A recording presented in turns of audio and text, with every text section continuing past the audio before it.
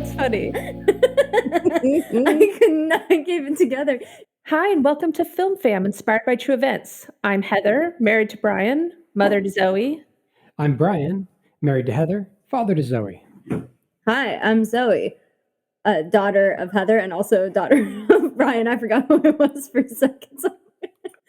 I am so much in my weird energy today. I'm so excited to do Fast and the Furious. Okay, you guys, you all can't see because this is an audio format, but I'm currently dressed as best I can like Michelle Rodriguez in the first Fast and Furious movie. My energy is up to here. I also still in audio, my hand is really high up in the air. You're very butch and you're full of NOS. Turn the NOS on? Not NOS. Nitrous oxide. Is that the same thing? Yes. Nitrous Nitrous oxide. and NOS are the same thing. Well, NOS, I think, is a company who makes nitrous oxide. They're called NOS. It's like Kleenex is a type of tissue. And this is real. It's not fictional. Because it looked in the movies like a fake thing that doesn't exist. I imagine in the movies it was product placement. Okay. I can live with that. Stuff that dentists use, known as laughing gas, and it's where the term funny car comes from, because they use that stuff. Oh. Is that a term? Yeah. Yes, a funny car is like a certain kind of drag racer. I've heard of a clown car, which is funny. Unless you're scared of clowns like moms, and she probably wouldn't think it's very funny, but... No, that's a bad car. I don't want a clown car. I also don't want a car full of dentists. Okay, so we're starting off so strong for this podcast. Yes, we're going to be talking about, in case you didn't know, the Fast and Furious franchise, at least all the movies that we've seen so far, which is not all the movies that exist. Wait, I do actually want you to list them, but I want you to list them without looking. Just off the top of your memory, list them, babe. I'm pretty sure I know this. Because I was making fun of it earlier. So it goes The Fast and the Furious, Too Fast, Too Furious with the number 2. And then we got Fast and Furious Tokyo Drift, and then we got Fast ampersand Furious, pronounced Fast and Furious. And then we got Fast 5, and then we got Fast and Furious 6, and then we got Furious 7. And we have not yet seen 8 of the Furious or the other one. Okay, what do you think the last movie is called? Well, I know the most recent one that's out right now is Fast and Furious Presents Hobbs and Shaw, because it's a spin-off movie, but I know that the one that's right. That's right? But what is after The Fate of the Furious? Oh, the one that they just showed at the Super Bowl? F9. Yes, you did know them all. Oh my gosh. A movie named after a function key. I'm really, really into this franchise. I know everything there is. Okay. So, yes, we watched a lot of movies during quarantine. Like a lot of movies. We did a whole thing. These were 7 of them. Right before Zoe went back to college for the spring semester here in 2021, started watching the Fast and Furious movies, and we made it through episode 7 of episode 8. 7. Are they like the Star Wars movies? Episode 7. Imagine you were watching a TV show, and in the second and third movies, it was just different people. And then after that, it was completely out of time. All right. So I'm wondering, Heather, was this inspired by any true events? Why, thank you for asking. Yes, it was. It was inspired by an article from Vibe magazine, Vibe with a B. I've never heard of Vibe magazine. It's like Vice, but with a B. Bees? So while we're watching this, the first movie, which Zoe had never seen, but Brian and I had seen back in the day, Zoe asked a few times, she's like, is this real? Is this illegal street racing thing? Is this real? Did they really do this? And mostly, yes, at least in the first movie. But before they start being international heisters, yeah. Heisters. I don't know. I don't think that's a... Yes. So yes, the article in Vibe magazine is called Racer X, which, if you don't know, you should know, it's based on a character from the Speed Racer cartoon. The author of Racer X is Kenneth Lee, and he wrote this article, and then the article got picked up by Universal Pictures as like, they're like, hey, we can make a movie out of this. The article Racer X is about people who modified Japanese compact cars and then racing through the streets of New York. Oh, this New York. New York. What time period was It this? came out in 1998. But Kenneth Lee, he, like Paul Walker's character Brian, kind of got embedded in the scene. He wasn't a police officer, but he was an author, and he go to the races, and then he'd ride around with them and like learn how it's supposed to go. And the original story, Racer X, ended up focusing on kind of this old school, been around a while racer named Rafael Estevez. And Very cool. yeah, so maybe he's like the Dom of the story, the Dominic Toretto of the story. Because Did you catch yourself I did. shortening it there? Yeah, okay. The article itself, I recommend reading it, and we'll post it on our social media, but it actually has like a Fast and Furious feel to it. Like as you're reading it, you can feel the same way the movie feels. Like you read it and you're like, ah, yes, this has a really warm, saturated filter on it. Yes, and lots of like fast cuts and doors slamming and butts hanging out. Just so many butts. Kenneth Lee, I'm going to quote him here, so you can get a sense of what I mean. He says, or he writes, the hundreds of kids who line New York hotspots like Francis Lewis Boulevard in Queens or the Fountain Avenue Strip in Brooklyn every weekend are the urban polyglot of Puerto Rican, Dominican, Chinese, Filipino, Jamaican, Italian, and other ethnicities who have one thing in common. They love hurtling metal, meat, and rubber through the concrete jungle at dangerous velocities. Did you say meat? Hurtling metal, meat, and rubber. Well, like the metal and the rubber, are they the meat? They're meat. People are the meat. Why would you I'm just phrase throwing it meat with out the window of the cars.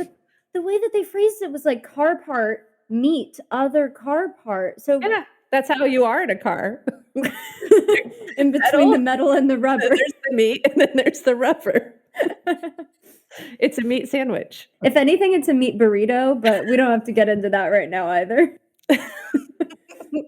So Kenneth Lee, he writes about a new breed of racer that started in Southern California and made its way across to the East Coast. And they aren't racing like American muscle cars like they do in Rebel Without a Cause or American Graffiti. They're modifying cheaper Japanese imports like Honda Civics, which is what you see in the Fast and the Furious movies. Rafael Estevez, like I said, he's like the Dominic Toretto of this scene in New York.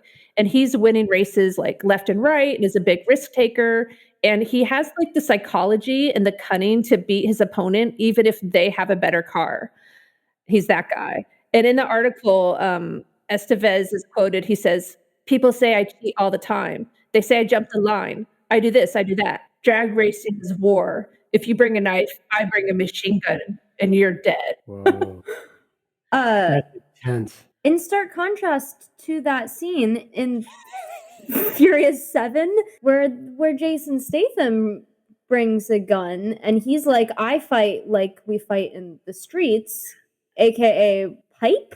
I don't remember. With a giant pipe. That's how they. So the original guy was a little more savvy. He was all like, I will crash your car and cheat, and that's just how we do. Well, isn't that one of the whole things? Is like Brian says you cheated and Dom is always like, eh.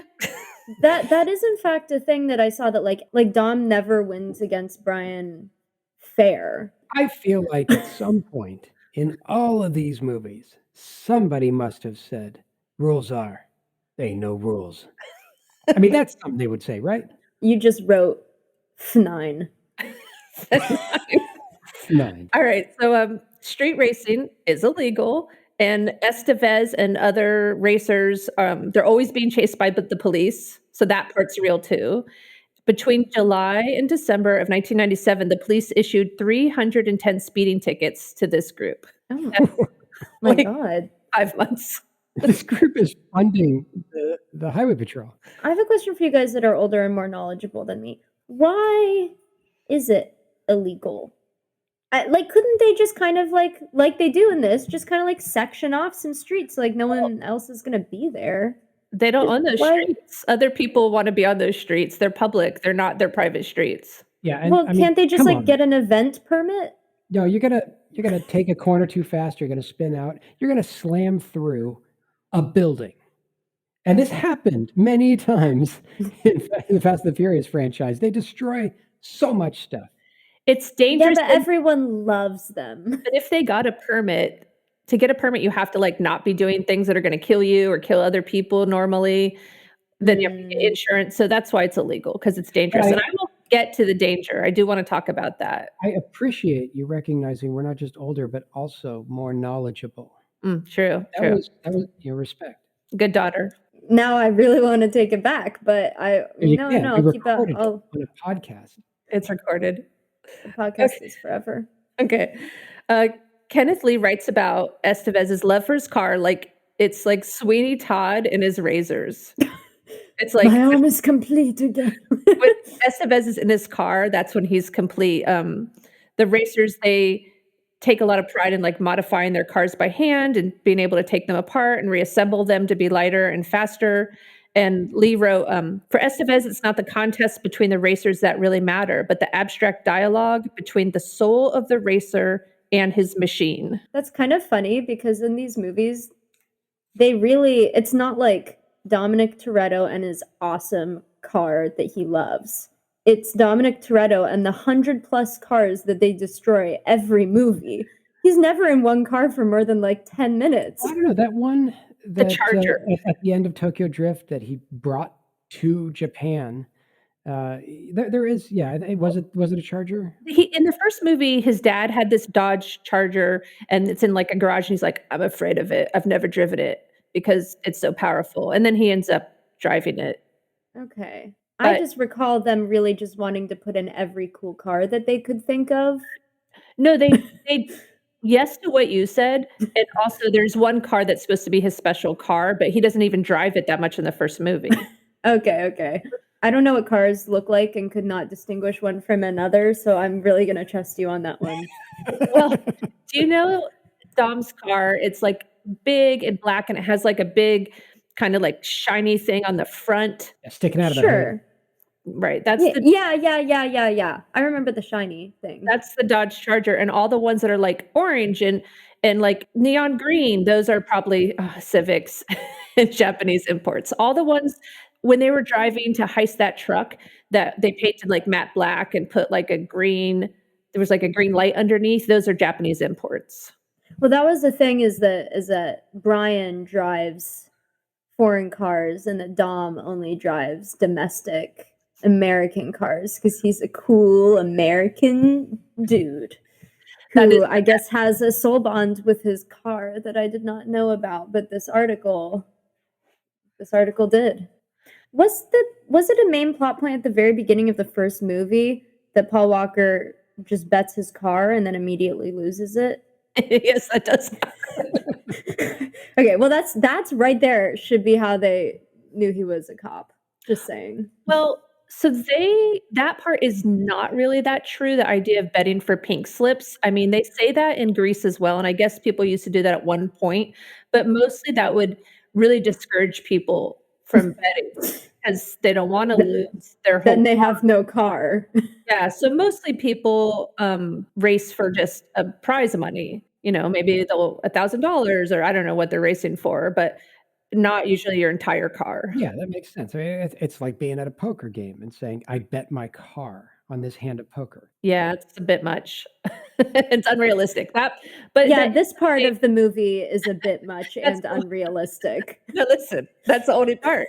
No, That's it. but dragging a safe, down the and by safe, if you haven't seen it, I mean like 20 tons of metal, dragging it through a city, crashing it through everything. I mean, That that could seems happen. I actually have some info on that if you guys don't. That's safe. I don't, and I would love to hear it. Okay, I think it was Vulture, that's also a website.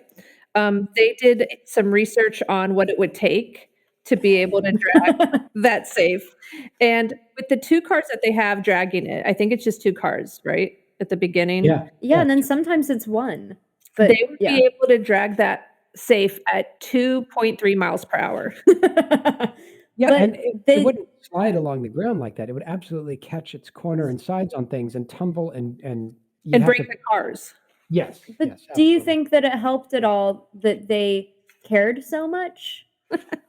Well, listen, if they wanted to drag it the way they did drag it, they would need, like, over 200 cars pulling it. So Racer X was about the New York street racing, scene, but the West Coast, the California scene is, like, much more established, and the writers who wrote the screenplay, once they got this article from Kenneth Lee, they wrote a screenplay about it, and they researched in LA. Some things that are true, that they do block off the streets or the highway in the middle of the night. That is something they really do. They do all hang out in the streets in, like, a big party I and like that. have their cars all parked next to each other, and although I read the New York scene, there's fewer women in bikinis because it's cold. What? I am out. But then what happens to the butts? The butts, they have a little cutout for them. Wait. Do you mean they have a cutout of the pants so that they can open the butt, or they have cardboard cutouts of butts? Because there's a lot of ways I'm interpreting They this. print out butts and they tape them on the back of the Yeah, pants. I like that one. Cardboard butts. So they also cops do come and, like, everyone scatters in their modified Japanese imports and then they just meet in another place, and then they scatter again if the cops come, and they meet and they just keep scattering and re-meeting until finally they can race. Wow, that's dedication. They're really into it. Rafael Estevez explains in the article that there are 2 types of races. There's drag racing and mile races. And drag racing is shorter, and it's only a quarter of a mile. And in the first scene on the streets, when Dom agrees to, like, let Brian race, that is a quarter mile drag race. And that's, Okay. like, this famous quote that Dom's like, "I live my life a quarter mile at a time." Right, and when they Sorry. say, like, "You owe me a 10-second car," they're talking about quarter mile in 10 seconds, right? Yes. I did have something about what that I've question heard of brought drag up. racing. Yes, a Like, 10-second car is a car that can do a quarter mile drag race in 10.9 seconds or less. you guys, Yes. you're gonna think everyone is gonna think I'm the stupidest person in the world, but that's the pun that is happening in RuPaul's Drag Race. It's a pun for drag racing. Oh my Yes, god. my sweet summer child who doesn't know from car races and only knows RuPaul. Gay. Uh, Everything I know about cars I learned on Mario Kart. You're gonna have to excuse me. um, they do drag racing. Okay, in the first movie, they go out to this event in the desert. That's drag racing, and we find out in the 7th movie that event is called Race Wars. Okay, so here's where I think I should butt in and say I have the original title options before they decided to go with the Fast and the Furious. Original title ideas were Racer X, Red Line, and Race Wars, Race Wars. which I think would have really just Race Wars. And I guess Racer X would have been confusing, with Speed Racer in the mix. Yes. So Race Wars would have been Race Wars. confusing with racism in the mix. Yes. Oh, goodness, goodness. Right, so the people involved in, like, illegal street racing scenes tend to grow up a little, get a little tired of all the risks, and end up creating, like, a legal place to race. So, Race Wars is one of those legal places to Oh. race. So that is like the equivalent of getting a permit. Yes, and Cool. I bet it's out in the middle of nowhere. It's probably somewhere that's a lot safer than racing through the streets of a city. yeah, in the first movie, it's out in the desert. Legal drag race event that Estevez was involved in was actually called Drag Wars. Back to Cool. you, I'm Zoe. into it. I'm into back to me. Thousands of people come to these events, and like I said, they don't race for pink slips, usually just for money, because a pink slip, in case you didn't know, is the whole title to your It's car. the car. So when Universal Studios, they pick up this story, Racer X, and they give it to a screenwriter, Gary Scott Thompson, and he changed the setting to Los Angeles because Los Angeles is considered the birthplace of American street racing, and it's also where the screenwriter, it's where Gary Scott Thompson grew up. Justification for butts is all I'm gonna say.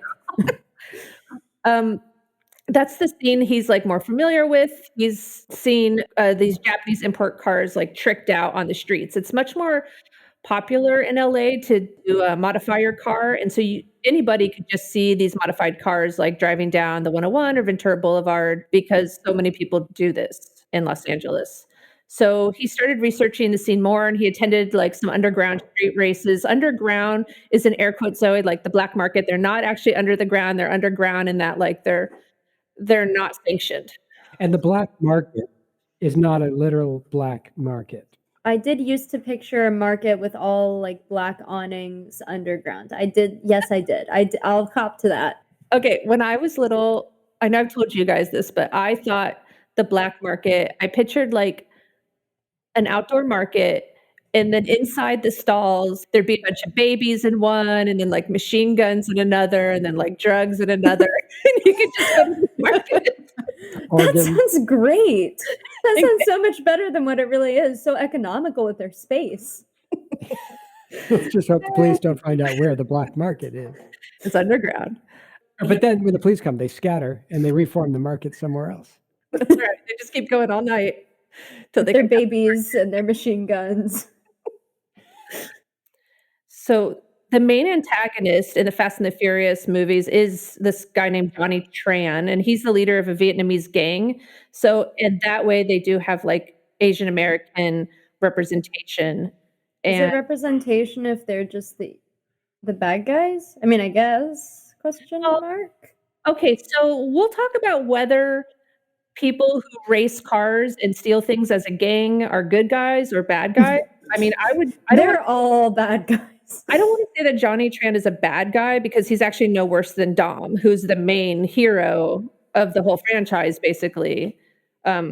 Which gets me to like something I have to say as a mom is that street racing is dangerous. Like people die, not just like the people driving the car. I did some research and like slightly less than half, 47% of the people who die in illegal street racing are behind the wheel.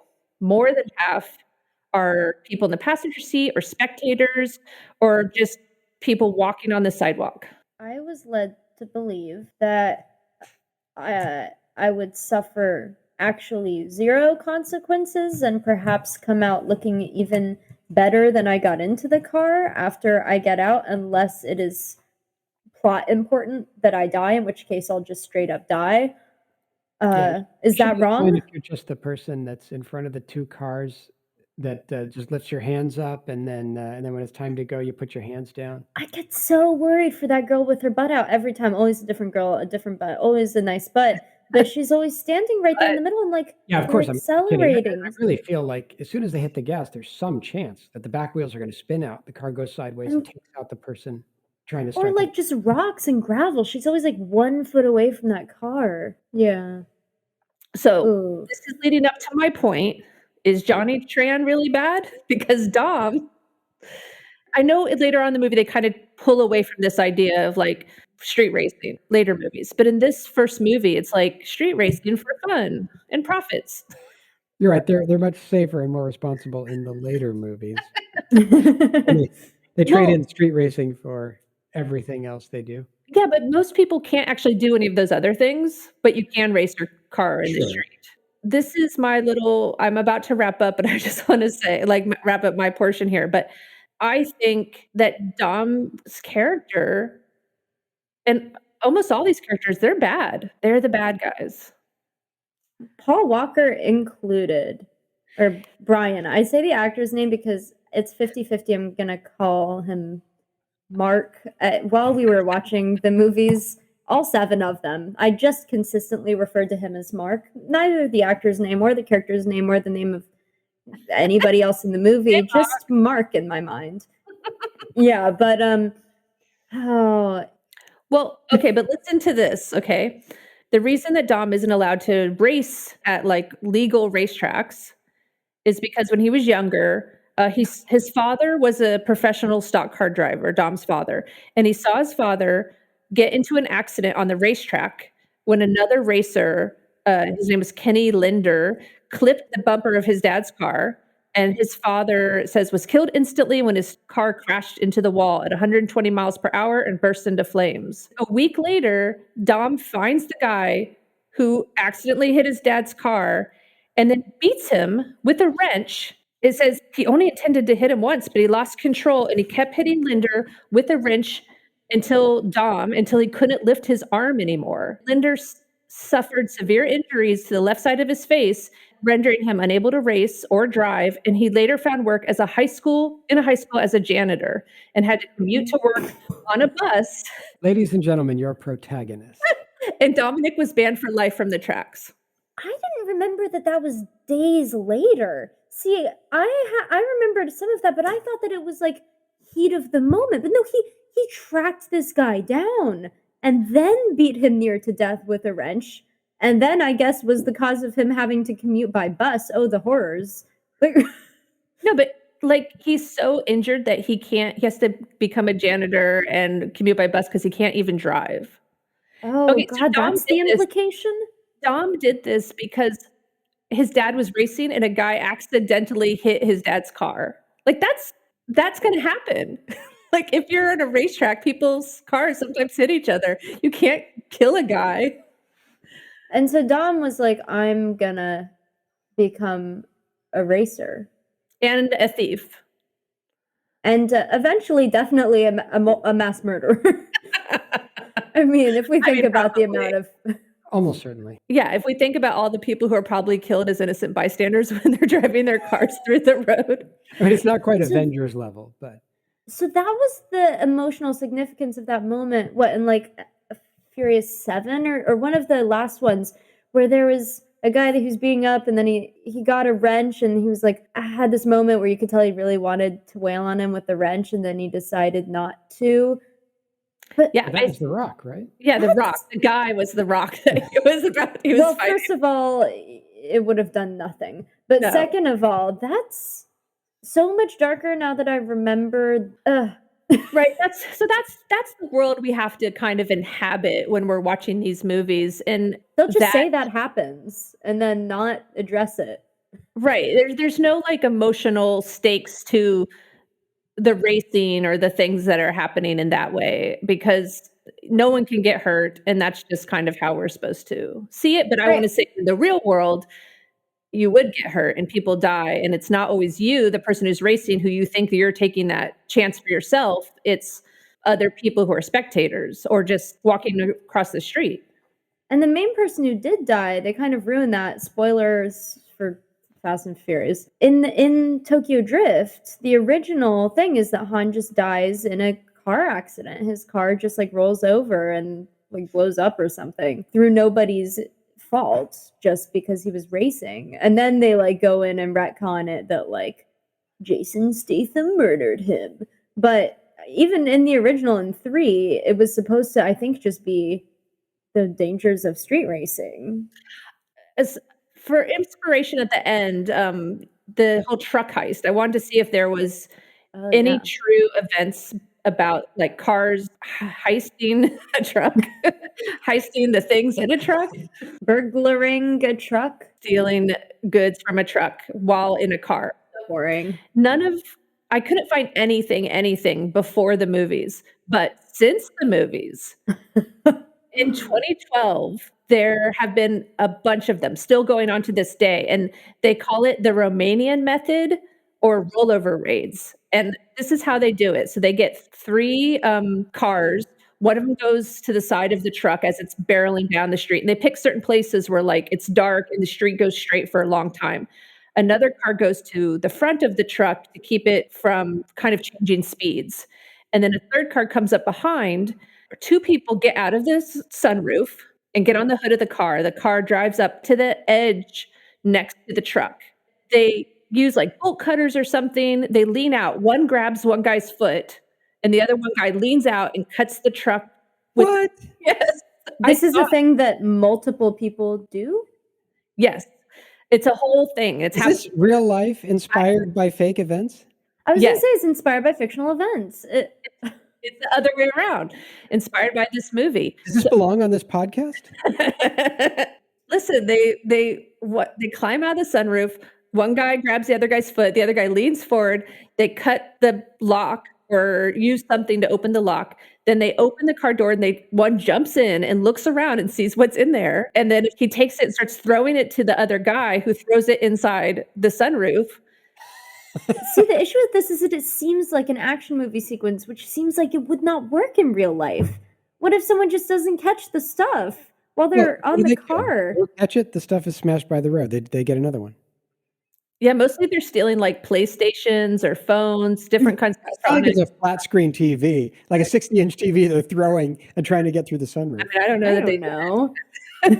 When they get what they want, the guy who's inside the truck, he comes out, he jumps back on the car, and then they drive away, and this has been going on since 2012. In 2020, British police reported 27 of these Romanian method heists. They tried that in one of the Fast and Furious movies, and the driver of the truck, like tried to shoot him with a shotgun or something. Yeah, I don't know if they have those in Britain. So yeah, that is my information about Inspired by. It's inspired by an article. It's inspired by true car racing scenes happening all over the country, and especially in New York and Los Angeles. So Brian, what did you bring to the Fast and Furious table today? What I decided to look into was the drifting in Tokyo Drift and the history behind that. Trying to get back to the beginning of drifting is really, really difficult. There's been the concept of sliding a car sideways around a turn almost since the beginning of cars. Basically, since cars had wheels and axles that wouldn't break if you tried to do that kind of thing. And very early on, people were racing, and depending on the type of ground, the type of tires, sometimes you go too fast around a turn, and there are standard ways to correct for that. Your car starts skidding out. Here's what you do to prevent that. And it became a thing in rally driving, which I did not know really what that meant, but evidently rally driving is driving point to point instead of on a circuit, which they do a lot of that in Fast and the Furious. They have a prescribed route that was a rally drive because it didn't repeat around a track. They never show this in the movies, but rally driving isn't always about who's the fastest from point to point.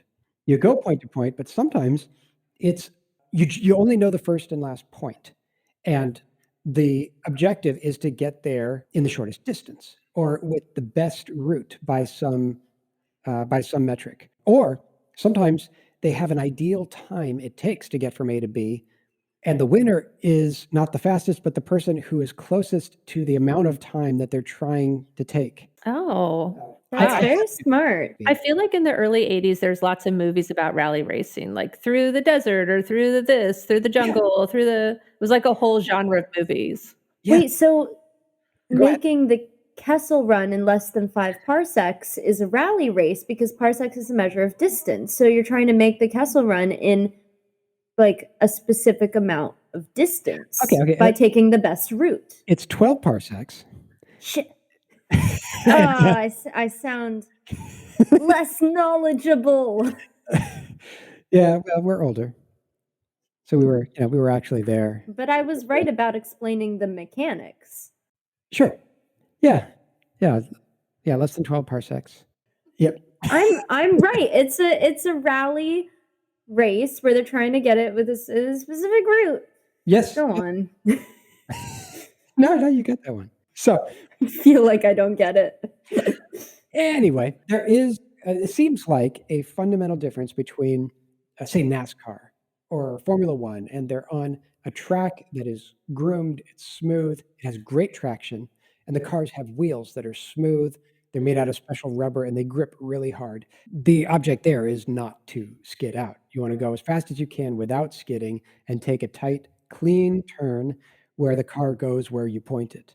But then there's other races where that's not the case. If you use a street car with normal tires, if you're on a street, or on gravel or on dirt, that opens up this whole concept of drifting, which, as I speak, somebody is going to listen to this who actually knows what they're talking about and knows that I don't know what I'm talking about. So if I'm talking about drifting and you're like, shut up, Brian, that was a power slide, then okay.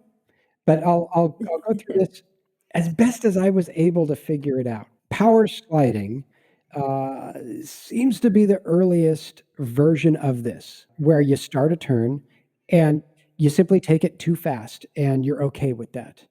And the car at the apex of the turn, it skids out and you turn the wheels the other way to keep them pointed in the right direction and you hit the throttle and you use the rear wheel drive power to point you the way you want to go, even if the car's not pointed that way. And you can force this to happen by hitting the throttle harder. You're on a turn and you got a good line, but you want to power slide, you hit the throttle harder and you'll lose traction.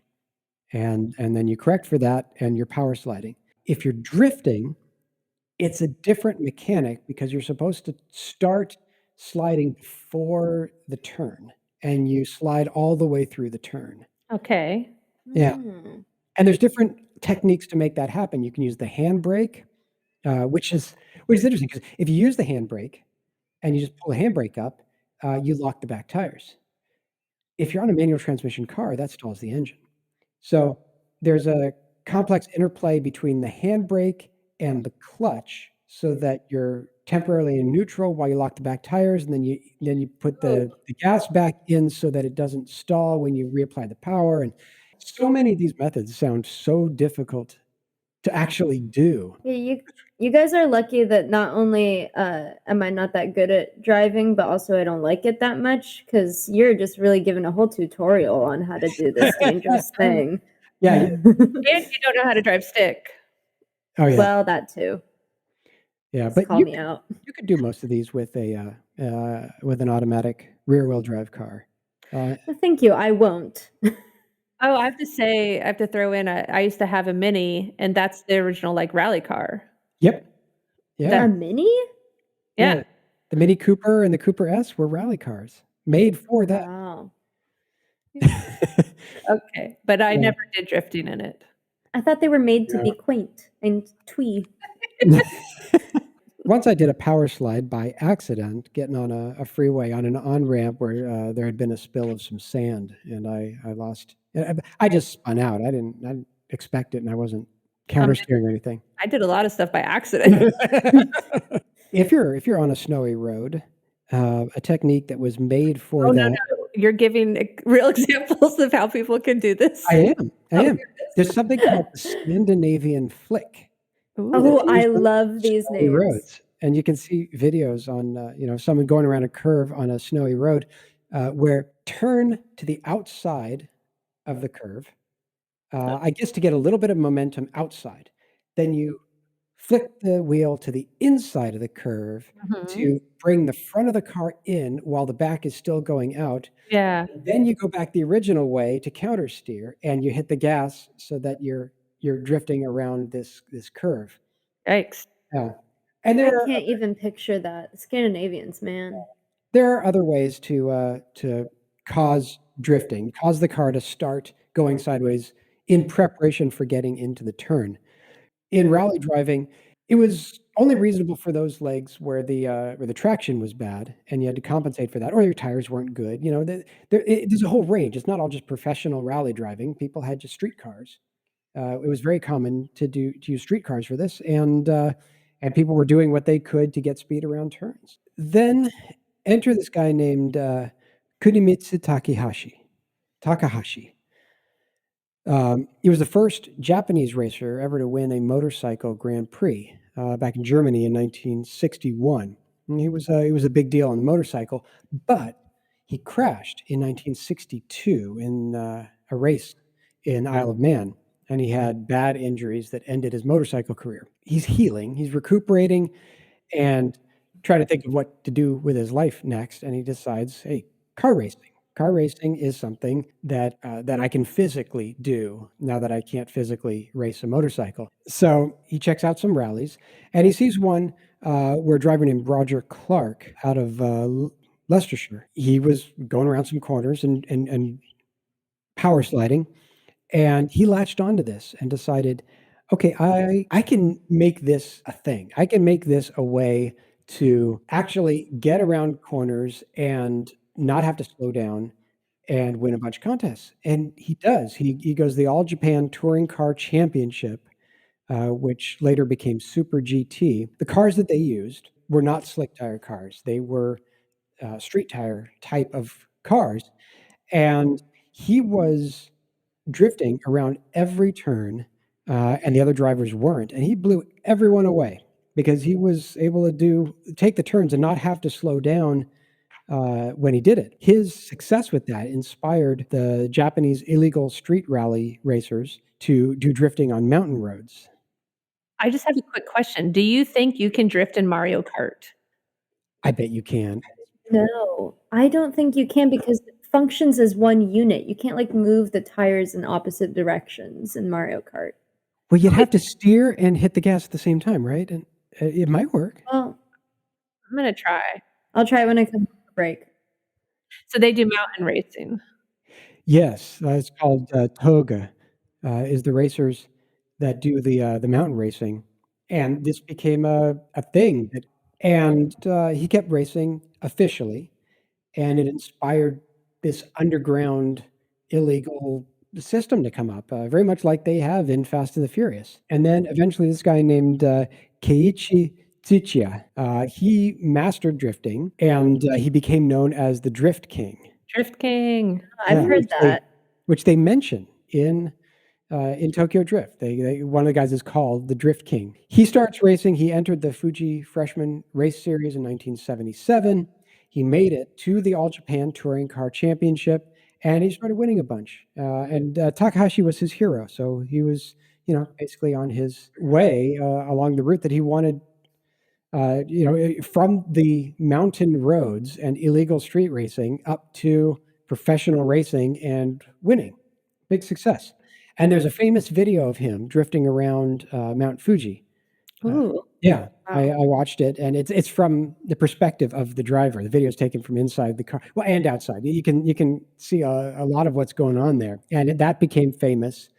And because it became famous, he got his license yoinked for illegal street racing. But his life since then has been okay. There's a famous manga and anime called Initial D, and the lead character Takumi Fujiwara was based on him, and he consulted on the production of both the manga and the anime. He Wow. consulted on Tokyo Drift. Mhm. He was a stunt coordinator and stuntman. He did some of the driving in Tokyo Drift, and he had a cameo as a fisherman. Oh. I didn't go Tokyo back into the Drift? movie to try to find him, but he's credited. Okay, well, no, I remember the fisherman. So do you remember when, whatever the white boy's name was who couldn't Tokyo Drift, and they were having him be in this, like, parking lot behind some buildings by a water, and he kept, like, running into everything while he was Oh, training? during the training montage. Oh, and the fisherman's like, "Yeah, that guy's terrible." Yeah, You know yeah, what but I that's like it. about that movie is that's the only one where we ever see any of the main characters learning how to do anything. After that, they all just have immense knowledge of every form of driving and also martial arts with And no safe training cracking, montage. computer hacking. Well, they had a life before racing. Like sword fighting in that last one. In part, actually, in large part, based on this guy becoming so famous and being known as the Drift King, slowly but surely, drifting becomes a legitimate sport. In 1986, Carboy magazine, Our boy. it hosted the first ever drift competition, but it was unsanctioned. Then in '89, Video Option magazine hosted the first sanctioned race. They called it Ikaten. And that originally had 5 drivers drifting as a team. I'm not entirely sure about the rules of that one. What it means. I mean, 5 drivers. It's like synchronized driving, I guess. They did that Which- in one of the Fast and Furious movies, I yeah, think. they showed them doing that on a mountain. It was mountain driving, and they were all drifting around all the turns. Oh, yeah, actually, they showed that in Tokyo Drift. They drove When up they and down went that through mountain the a lot. middle of that street with all the people there, and the people just parted like the Red Sea and somehow didn't get hit by the cars. Yeah, yeah. Uh, then in 2000, the Drift Championship kind of reached its final form. They end up having head-to-head, which they call Tsuiso format. It's the standard today, and it's like heats. There's judges, and again, it's like rally where you're not purely judged on how fast you get around the track or how fast you get from point A to B in the rally. They're judged on all kinds of different criteria: your line, angle, the amount of smoke you can make with your tires, Ooh. Cool. I like that. your speed, distance traveled, proximity to things, to walls, to barriers. And actually, you get extra points for rubbing the wall as you go by, for being very precise with it, and it's like a judged sport, like figure skating. Yeah, I was I gonna love say, it's that. like the floor routine on gymnastics. It's like they're looking for specific things that they know is hard to do that you're doing. Yeah, yeah, and so, to date, that is a popular sport. It's made it into Europe and the United States. It's everywhere now. I would watch that. I may go watch that. We may have to look for It was a movie, the in drifting fact. championships. Yeah. Illegal street racing still happens. And some argue that that's the pure way to race, drifting on the mountains and in the street. It's like soul surfing. You don't enter official competitions. You don't do those flashy flips and stuff. You just enjoy the wave and drift around the mountains. Brian, I wanted to ask you, I think I know you actually used to race some, didn't you? Didn't you race on a track before? I did. I raced in rented Dad, BMW 3 Series up in the Bay Area.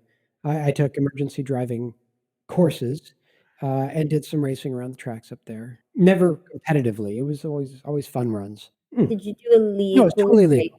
racing? It was an actual racetrack, not an oval. It was Formula One style track with turns that go back and forth, and it's an interesting run. There's verticals, drops and rises. So so he doesn't know our whole, like that we used to be more into cars. I mean, you were much more into cars. So, like, your first car was a fancy fast car, right?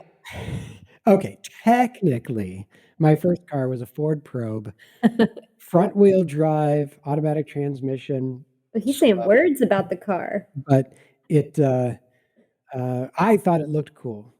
My sister disagreed, but I liked it, but when I started making money, when I actually got a job and I could buy my own car, I got a Dodge Stealth twin turbo. It was that was a pretty serious car. It was 320 horsepower. It was all-wheel drive, so I couldn't have drifted in it because I couldn't have directed the power to the back wheels to spin out. And it was super heavy. It was like 2 tons. It was like 4,000 pounds. So it was a monster. Yeah, it didn't really have a back seat, Zoe, and that's the car Dad had when I met him. I went with him and his friend down to South Beach one time, and I had to get in this little itty bitty tiny back seat and just, like, lay sideways 'cause Dad made you I sit in the back? yeah, I wasn't cool enough to be in the front at that point. Well, I don't feel that bad for you because the whole time that we had the Mini, every time, uh, Oh, I had to be in the back. It Yeah, was but that tiny. okay, this was still smaller than that, if you can imagine, but, that Mini was great. My first car was a Mustang, a black Mustang, and, it was a real, like, piece of shit, and it was constantly smoking, and I should have gotten a Smoking cheaper, kills. probably a Japanese import, like my mom wanted me to get. She wanted me to get, like, a Toyota Corolla, but I was like, "No, I need a cool car, I'm getting a Mustang," and the only one I could afford was a real junker. Well, my first car was no car because you didn't get me my own car. Instead, I have driven our, CRVs, and then I moved to New York. Although, if I ever move back to LA, I'm calling it right now. My dream has always been to get a yellow Jeep, the kind where like it doesn't it's just like a frame you can kind of like Yeah. hang off of with all your friends. I'm also a teenager still in this idea, I think, probably in Veronica Mars, but yeah, either that or a Camaro of the bitchin' quality. Brian, what would be your dream car at this point? A BMW 3 Series with an M conversion, which there's a company, I forget the name, that does conversions on BMWs particularly, that give them more power, give them, tune the handling and stuff, and, I mean, that might actually be my dream car. I don't know. I mean, I really did like my yellow Mini, and I don't know. I like little British cars that look boxy. Zoe, what did you bring for us today? Oh, I have a whole treasure trove of interesting facts about all 7 movies that we have seen so far. You want me to just work chronologically? Because they get weirder as it goes. Definitely. Especially, so like we start here. The first one, like Too Fast, Too Furious, the director John Singleton claims Top Gun was a major influence, which I you can can see that. see. That's the one with where Roman gets introduced and all that. So you can see the Top Gun stuff. By the last one, and we'll get there, the last one that we've seen, a different director, James Wan, is saying that it references Seven Samurai. So that's the way that this franchise, at least it thinks that it has built. Yeah, I was gonna say that's how it thinks it's going. Yeah, I don't see the Seven Samurai connection. Well, because it's called Seven, you know? Oh, Right there. okay, yeah. Now it Right. makes sense. And the movie's 7, and Snow White, the 7 Dwarves. I Right? see it. There's 7 of them. I don't know. Half of these facts are just them being incredibly unsafe during filming, which I love as an actor. Really? Okay. So for instance, there's this fight scene outside the store when Brian first Wait, what's his name? Mark? When Brian first meets Mia, and God, I want to call him Kevin, but that's not his name. The guy that Matt Schultz plays, maybe Vince or something. Vince. Why do I just have different names for every Mark, character? Kevin. So when Mark and Kevin get into this fight, they spent like hours choreographing it. The actors, the fight after Mark had a tuna fish sandwich that sounded real gross. yeah, and he was hitting on Mia, who was like into it, and fucking Kevin, Vince, was like cut it out. So they choreographed this whole fight scene. They practiced it for a few hours, as you're wont to do when you have a fight scene. And then they decided when they started filming it that it, quote unquote, didn't feel right.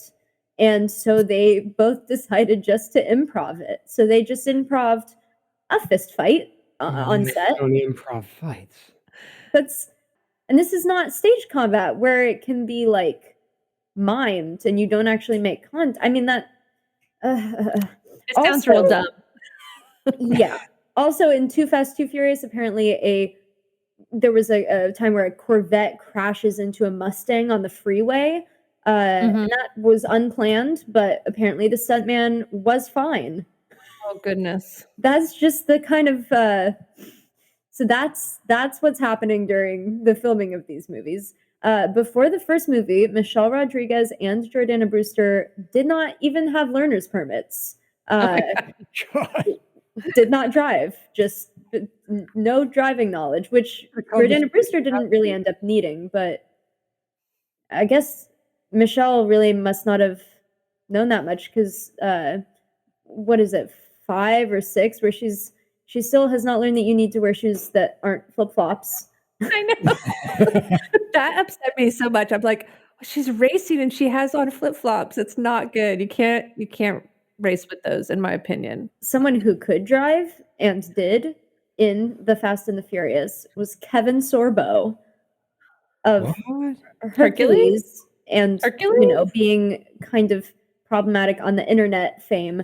He drove the big rig truck for the last heist. He was one of the drivers, but he was like a cameo, but the director was like, we're not showing the faces of any of the other drivers, so we're not going to show your face either, so that it's all fair and equal, which I don't know why they would get him then.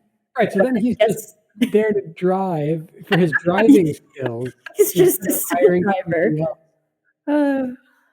That's Um, hilarious. Vin Diesel was 34 when The Fast and the Furious, the first movie, came out. He Dominic Toretto was supposed to be 24. That Which is crazy and laughable. I cannot fathom being a 20-year-old right now. First of all, you What if can't you look saw a like guy like that? just like going to NYU, walking around. I mean, Yes. not only is he insanely jacked, but he has the face of a 34-year-old. He definitely looks 34. Mhm. Think about this. Han is a full-ass adult in the 3rd movie, and he's hanging around with a teenager who goes to high school. He's hanging around with all these high school kids, but he's Right, like the timeline a is that grown he had gone through all of the stuff of Fast and Furious and, like, Fast 5, all of that, and then he decided, "You know, I'm gonna go hang out with some teenagers." Yep. Well, Tokyo Drift was called it was released in Japan as well under the name, do you wanna guess what it was called? New York Drift. It was white called guys can't drift.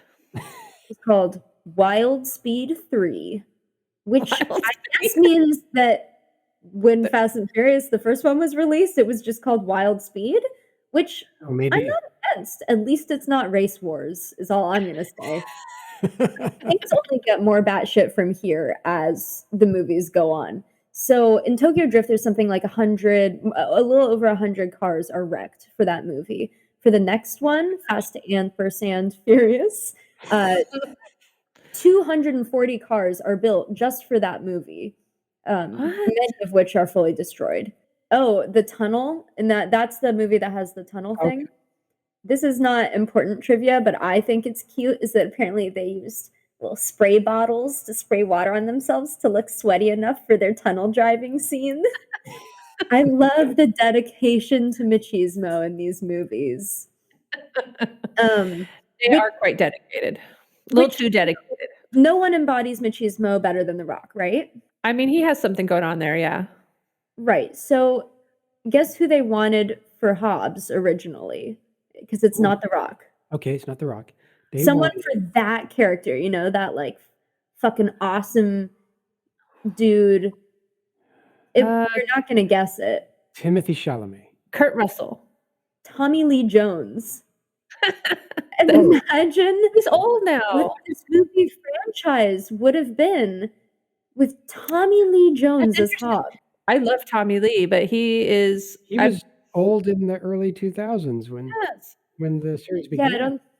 I don't think it would be quite the same series if we had Tommy Lee Jones as Hobbs. The Rock brought something special, like pro wrestling, actually.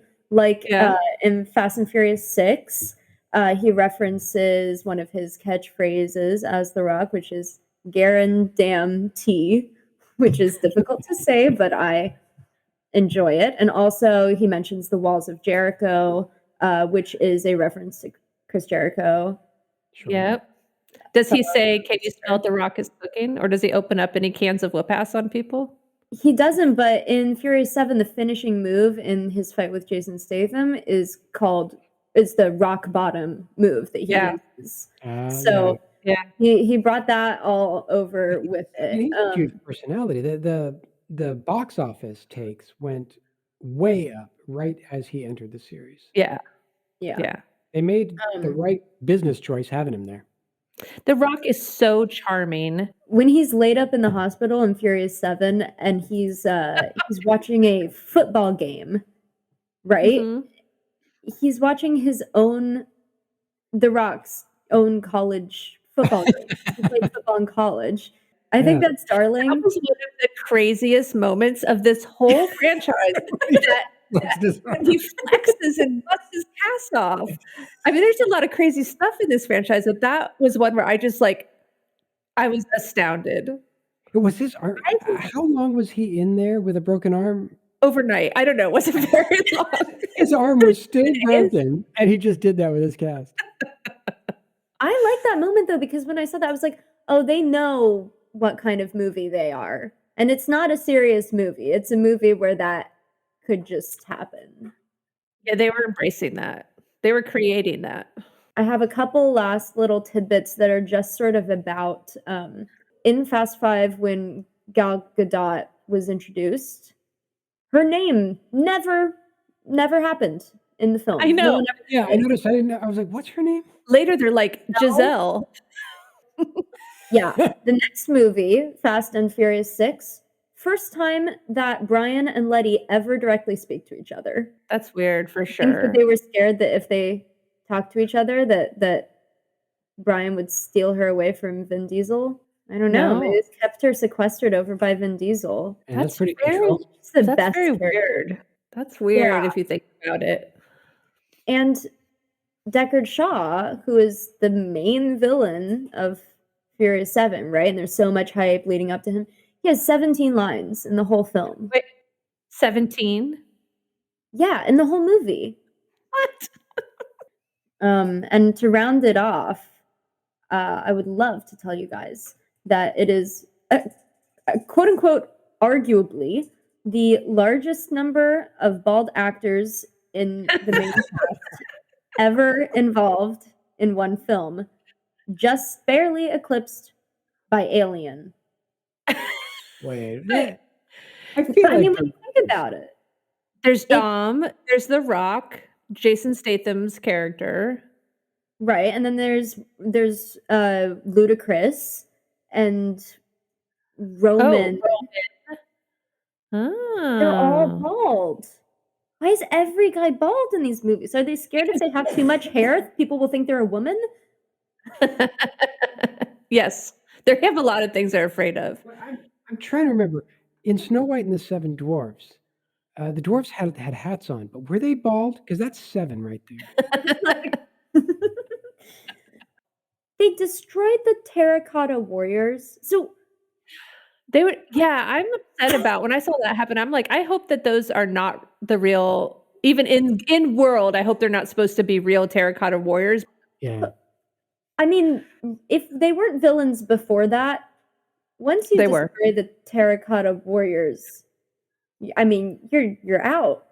You're That's out. not that whole thing was so upsetting to me where they got this fancy car and then they only drove it for like 10 minutes before completely destroying it. So Furious 7, the last one that we've seen, okay, I told you that in Fast and Furious 240 cars were built for the film. In Furious 7, 230 plus cars were destroyed for the film. Oh my That's just the ones that got quote unquote destroyed. So this super fancy car, is that the one that they drive off of a cliff? I think it's the one that they drive from one building into another building and then also into a third building. Oh. Yeah, that they only drove that inside buildings. They never drove it out in And the then world, they got right? out and Well, they're not it- guilty of street racing at that point. they're guilty of destroying the terracotta warriors, which is, in my opinion, worse. But, you know, it's debatable. They also definitely murdered people with that safe that they were dragging around behind their car, crashing into buildings. But, Oh, definitely. Yeah. you know, they're the good guys. Yeah, somehow. Well, I wanted to talk about, while I was researching this episode, Brian and I watched a movie, that's a classic, but it's the first time either one of us had seen it, Rebel Without a Cause, and, Zoe has also seen it now. And there's a scene in that movie where James Dean, races a gang member, and Natalie Wood is standing in between their cars. There's cars all along kinda creating like a makeshift racetrack, and Natalie Wood is standing between the 2 racers, and she says, like, "Lights!" And all the cars turn their lights on, and they're kinda, like, illuminating this, the raceway for them, and then she does, like, a "Ready, set, go" kinda thing like they do in, all the Fast and Furious movies. She's the girl with the butt. She's the girl with the butt. When we were watching that, I was like, "Oh my god, this is exactly like how they do it at the beginning of every race in the Fast and Furious movies." I love the Tokyo Drift one where it's just like a cute boy who I Yeah. think does it. Yeah. I was thinking about other similarities between Rebel Without a Cause and The Fast and the Furious. I want to say a few here without giving spoilers. They're both set in Los Angeles. They're both about air quotes family. Would you say? Family. Yeah. In a Sure. much different In way, a though. very Good different. family versus bad family. That's right. In both movies, like the main protagonists understand that illegal street racing is dangerous, and they don't think they should do it. Oh wait, no, Wait. they don't. They Wow, think way it's to all psych totally us out. fine. They think it's totally fine to do that in Fast and the Furious, but in Rebel, he's like, "Why are we doing this? This seems dangerous." In the Washington Post review of the original The Fast and the Furious movie, they called it "Rebel Without a Cause Without a Cause." Oh, man. Oh, no. Okay, now James Dean and Paul Walker, the actors from each of those movies, they both raced cars in real life, and James Dean and Paul Walker both died in car accidents. James Dean died when he was only 24, just before Rebel Without a Cause came out, and Paul Walker, while they were filming the seventh movie, and they were both in Porsches when they Wow. died. Yeah. And there's not that much else in common because Rebel Without a Cause is like a genius movie that's like so modern for its time. It's really still applicable, and there's just so much to think about and talk about. And And the so Fast and is the Furious this. movie is entertaining trash. Talk like that about my favorite movies of all time? Actually, there's one more thing that they have in common. They are both very homoerotic. Homoerotic. Yes. Yes. So much. The tension between Vin Diesel and Brian in the first movie, and then the tension between Brian and Roman in the second movie. Oh, so much. And They're constantly like touching or wanting to wrestle or somehow be able to like touch each other's body or touch each other's cars to each other's cars. oh yeah, I mean, we're not pretending that Dom is not fully in love with Hobbs, right? He is Yeah, obsessed with him. Something stayed his hand when he had that wrench. it was It was love. love. So yeah, You in know, in Rebel, like there's a lot of homoeroticism and it's in the I mean it's in the subtext, but it's also not just subtext. but whereas in Rebel Without a Cause, James Dean was actually purportedly bisexual, and perhaps in a relationship with his co-star. Oh, such a good segue, Zoe. Whew. The Rock is not a big fan of Vin Diesel, or at least was not circa 2018 when he posted on his Instagram. Oh, there it goes. Some conduct themselves as stand-up men and true professionals while others don't. The ones that don't are too chicken shit to do anything about it anyway. Candy asses. What? And Whoa. and they figured out he was talking about Vin Diesel because he was like, it's not a woman, it's not any of the like a bunch of people were like, we know who this is not about, and everyone realized that it was about Vin Diesel. They haven't like said anything since that they're like fighting or feuding, but some people in the cast were like, yeah, they're both alpha males and they both want to be the alpha male, which I think is still somewhat subtextually homoerotic, but you know what? The Rock can say whatever The Rock wants to say about Vin Diesel because he has like 3 heads on him, you know, like. I mean, I have also heard that like Vin Diesel didn't necessarily want The Rock, and you can see so much of how they're both trying to be the toughest. It's like the same thing with Brian, like, neither of them can be the one who wins the race, and with The Rock, like, neither of them can actually win a fight because then one of them would be lesser than the other, and they're both, like, contractually obligated to always win every single fight they're in. It's so Yep. it's so silly because, like, in a good movie or even some bad movies, the main guy can get his ass kicked, and it's, like, fine, and he can still be tough even if his ass gets kicked. I I don't think know why these movies are like that. the epitome of that mindset is when Vin Diesel and Jason Statham are literally playing chicken. and driving at each other, and neither of them chickens out, and they just crash into each other twice. They do it twice. Right, It's like the they're second time, you gotta know that that's what's gonna happen, and you're just choosing to do it anyway. Yep, to show how manly you are, Yeah. which is another tie back to Rebel Without a Cause, because a lot of that was about not wanting to show that you're chicken. That was a motivating factor. Yes, but they weren't going to try to actually just it was like, stay as long as you can without That's right. The intent was to bail out, not if this were Fast and Furious, they would both just just go off the cliff. drive off a cliff And then be fine. Just and then be fine. absolutely They've fine. Drive literally off the cliff and then come out of your car with a pipe to beat up the other guy in the water. well, that seems like a good ending. I've talked through just about everything I needed to get off my chest about this movie franchise until we watch the 8 of the Furious and, F9. I have not. I feel like I could talk so long about this series but as far as whether it was inspired by true events, it is, and, although they've really kind of moved away from the car racing scene and just gone full, like, international heist/terrorist fighters, and pretty soon I'm sure they're gonna, like, end up in space or something. Avengers. Oh, I think that needs to happen. Cars in space. So after this, Zoe has written a song. This is a regular I feature we're have. gonna have at the end of our episodes is Zoe or Brian or both of them are going to write songs just based on the movie that we're discussing. It's Sorry. it's a song.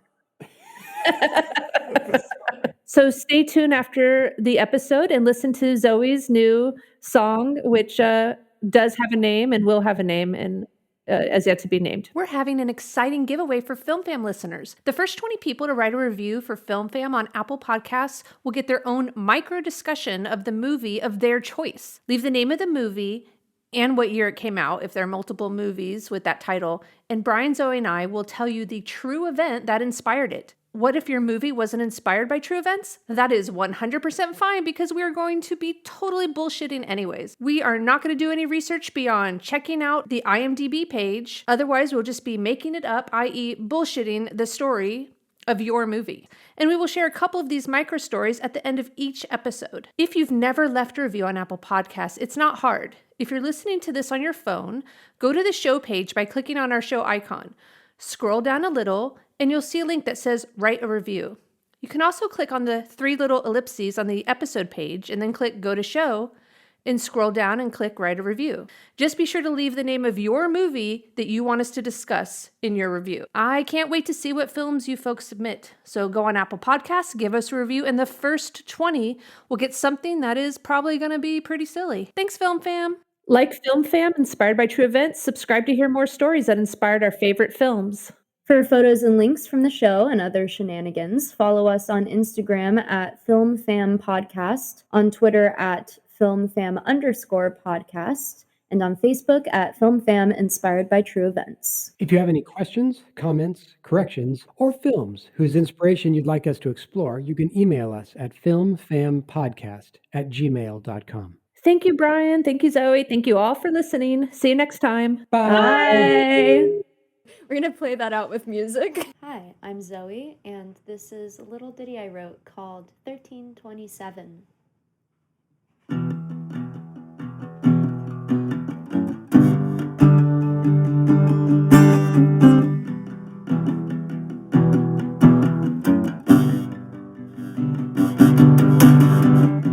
Remember 1327, how we had a slice of heaven, how we sat together and prayed. Remember all your foreign cars, you loved to race them in the wars we charged on like the Light Brigade.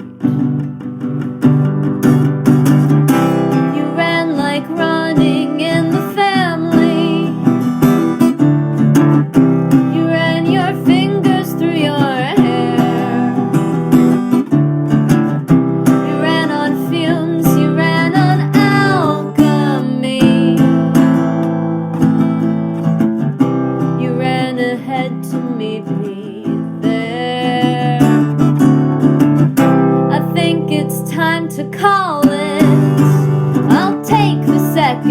place for once and last. I'll cut the gas and let you win this race.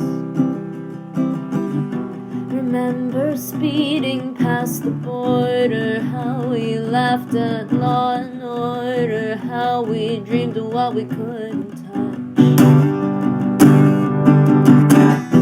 Remember holding to that plane, you never could stay in your lane. Who said it hurts to dream so much? You drove like driving to distraction. You drove your friends all up the wall. You drove like hell, you drove like satisfaction. You drove ahead to catch my fall. I think it's time to call it. I'll take the second place for once and last. I'll cut the gas and let you win this race. I never had a brother, but I wanted what I was never owed. I'll never have another, so here's one for the road. I think it's time to call it. I'll take the second place. No tricks, no cheats, no bitter sweets, no hits, no heat, no hardened streets, no